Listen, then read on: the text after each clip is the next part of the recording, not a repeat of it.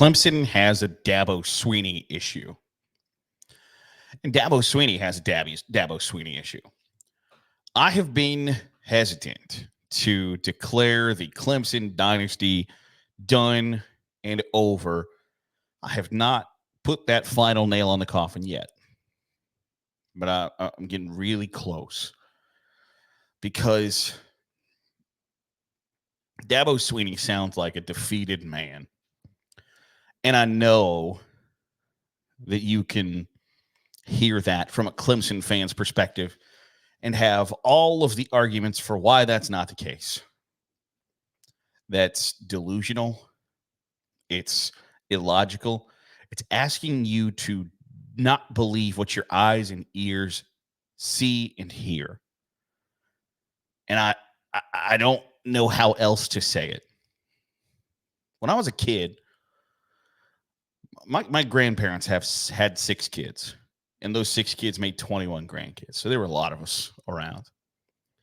My grandma, God rest her soul, used to say things in a manner that as a kid, you're like, okay.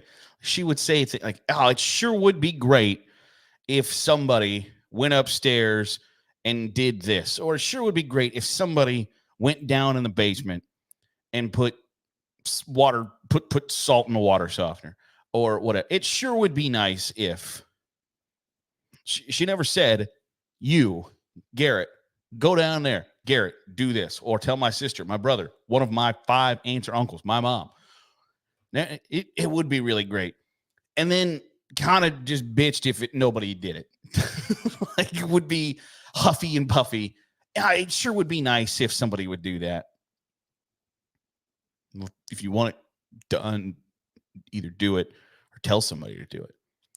And Dabo Swinney, after getting his ass kicked by Georgia, was like, it sure would be nice to beat those programs, wouldn't it? It sure would be nice to beat a team like that. Yeah, they just beat us. You know, where's the kind of fire, competitive spirit? You got your ass kicked. And to his credit, he admitted, like, we just got the hell kicked out of us. And you did. And there was a time that getting the hell kicked out of you would have lit a fire under you into figuring out just what in the hell you got to do to ensure that you don't get the hell kicked out of you anymore. But instead, the sentiment and the attitude appears to be, it sure would be nice if we could beat those teams. It sure would be nice if we could get back to the top of the college football mountaintop. It would be great if that happened. Like Dabo Swinney is kind of talking and taking the stance of the guy who like peaked in high school. You know the guy who was a star football player, but didn't go on to play football in college, went to the state school, became a somewhat chubby alcoholic, and now is in his mid-30s and tells you about how great he was 18 years ago. That's kind of Dabo Swinney right now, of like, yeah, I'm Dabo Swinney, won a couple of national championships, and I don't think it's necessarily this ridiculous thing that he's not taking phone calls on his coach's show during the week anymore. And I'm not going to be outraged about that. I don't feel super strongly about that one way or another. Do I think coaches of that caliber, of that pay grade deserve or should take phone calls from, like, if you're the highest paid employee in your state and for the last 15 years you've taken phone calls from the fans, I think you should probably continue to do that. But that's neither here nor there. I think it goes back to, though, that kind of viral, controversial conversation where Tyler from Spartanburg calls into the Dabo Swinney show and says, like, bro, we pay you $11.5 million and you're 4-4 right now. How do we get here? What are you doing to fix it? And how do we get better?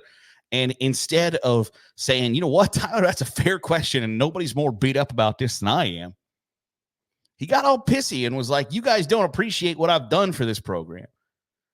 And that's not the response of somebody who's got the I'll do anything to win mantra or mentality anymore. I just don't know how you can argue any otherwise. I don't know how you can see the way Dabo Swinney runs that program anymore. And obviously, I don't feel like I need to say this, but after having some interactions with Clemson fans, I do need to say this. Obviously, Dabo Swinney knows how to run a college football program better than I do. I think that should go without saying. But I think it's also fair to criticize the guy. I don't think you should have had to gone to culinary school to know when a meal cooked for you sucks, right? Like I got eyes. I got a basic understanding of football and the basic understanding of the business of college football in 2024. And Dabo Swinney's problem is not that he refuses to use the transfer portal. And Clemson fans will be very quick to tell you he doesn't refuse to use the transfer portal. Yes, he does. The idea that you didn't get anybody out of the transfer portal it's indicative of the fact that you refuse to use the portal.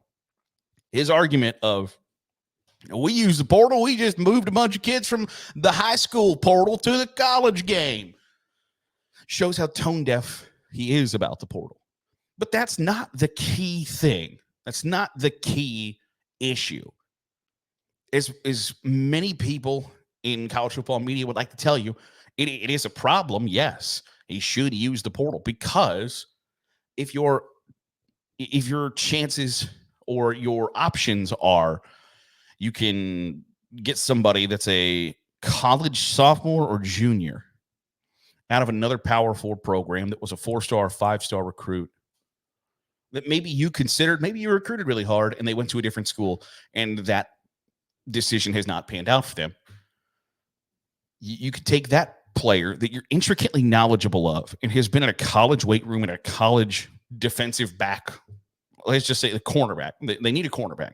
And that cornerback you recruited 2 years ago played at a different school. Maybe things didn't go well. Maybe they didn't get to the NIL they wanted, whatever the case may be. They've got 2 years, or maybe they're a redshirt. They got 3 years in a college weight program, college nutrition program, college strength and conditioning, college cornerback room, playing against other Power 5 opponents. You can take a kid from high school. To the overwhelming majority of college football coaches, that decision is incredibly simple. And it's not to Dabo Swinney because he continues to say, I want to build and develop the players that we recruit out of high school. And I don't think he should be knocked for that necessarily. I think there are certainly avenues that the transfer portal should be a completely viable option.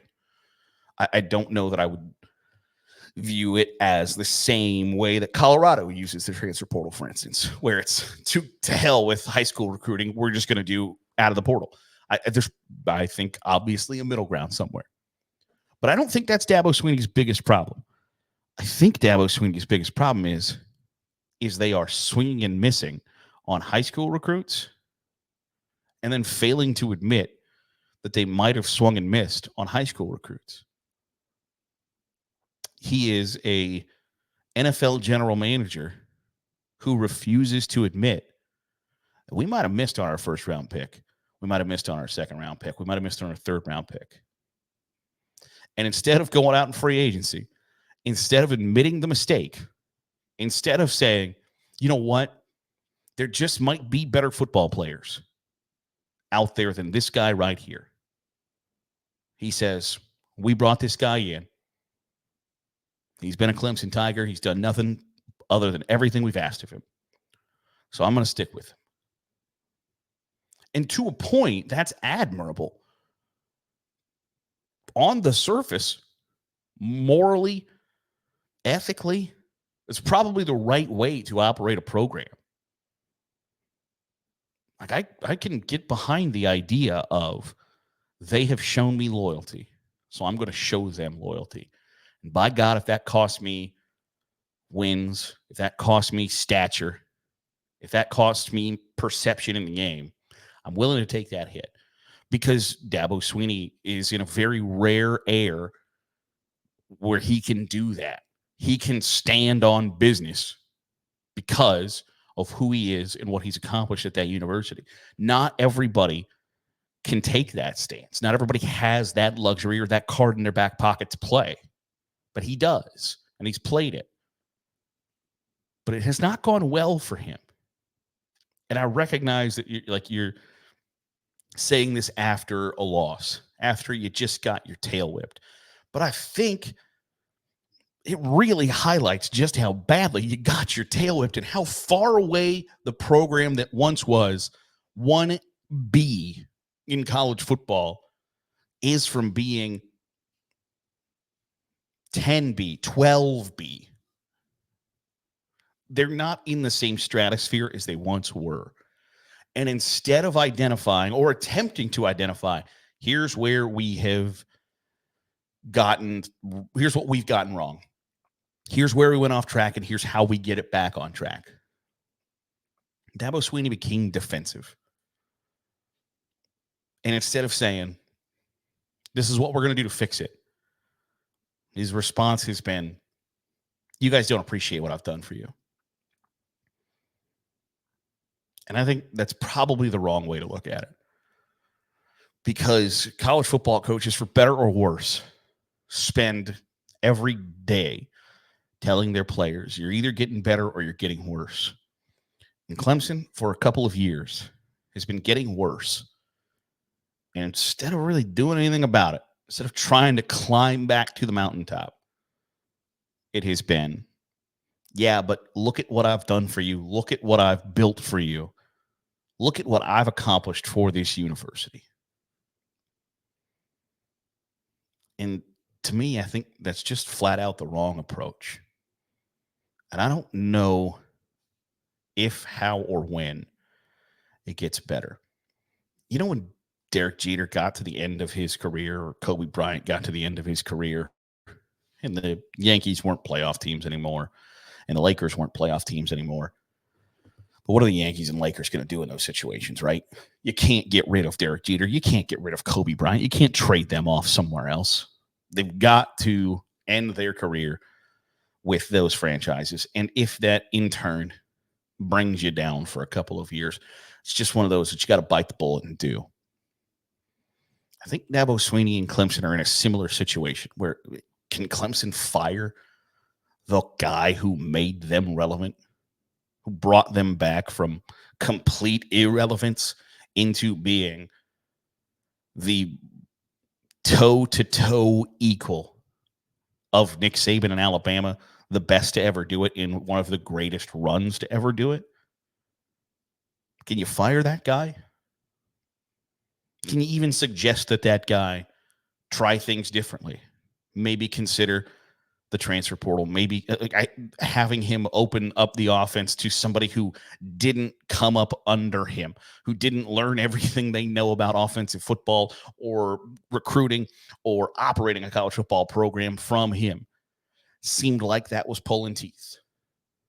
And I understand the idea of like, hey, why are you questioning how or what I'm doing? Things have gone pretty well since I've been in charge.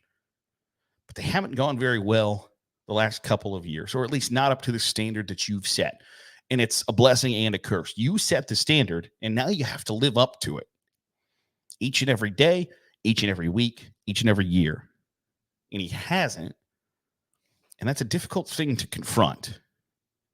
But I don't know that he's confronted it. And until he does, I don't know that the results just magically get better. And so what's Clemson to do? What's that athletic department to do? What's that university to do? You're in a tough spot. You're in that Kobe Bryant, Derek Jeter end of your career. You can't ask them to step aside. You can't tell them, hey, this is the last ride. Even though you're watching them bring down any chance of success you've got. I know that there are Clemson fans who believe that it's just an aberration. Things will turn around. We're going to go 11-1. We're going to win the ACC. We're going to make college football playoff. I don't know how that performance on Saturday inspires you to feel that way, but I would bet a big chunk of money that the opposite is about to happen. And I think you're going to see it in 2024. That'll do it for today's episode of the Daily Huddle. Appreciate you making us a part of your day, however it is, wherever it is you're doing so. Here on YouTube, hit the subscribe button. Make sure you're getting all the great college football content we're pumping out. If you are listening on the podcast feed, drop a 5-star review. It goes a long way in helping out the channel. I'll see you tomorrow for another episode of the Daily Huddle.